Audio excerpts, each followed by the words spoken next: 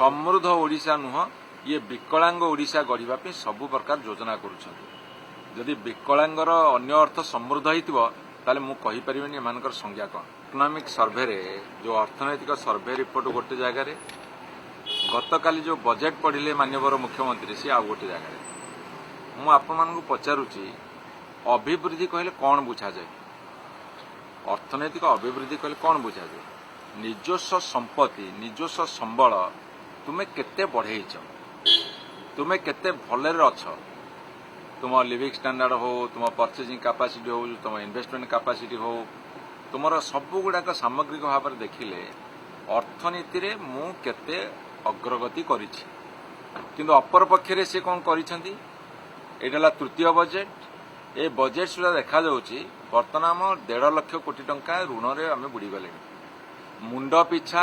जो पिलाटे छुआटे जन्म हम जो बुढ़ा बुढ़ीटे बर्तमान आरपारी जावाक अच्छा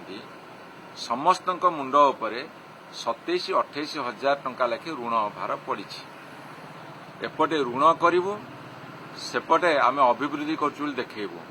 याठू बड़ी बड़ असंगति किसी ना ये सरकार टी हेजिबा दरकार अर्थनैतिक अभिवृद्धि कहले गोटे सुस्थ एवं अर्थनीति पारंगम होइतिबो ताहाले अभिवृद्धि बोली धराजिबो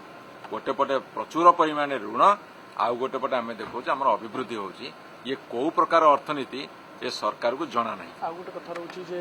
ता भीतर देखा सरकार रोजगार कौन बाट बाहर करना आपन को कौन कहली आपन को कहली जे ओडिशा रे 4.5 कोटी जनसाधारण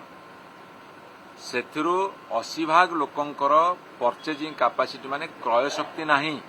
अर्थात रोजगार नहीं जदि रोजगार नथिबो ताले किनिबार शक्ति नथिबो गोटे पटे रोजगार नहीं एपटे आम कहते भित्तिभूमि बढ़े दौचु आम समस्त को रोजगार बाट कर दौचु ये गोटे तुच्छा मिछ कथा एवं धुआं बाण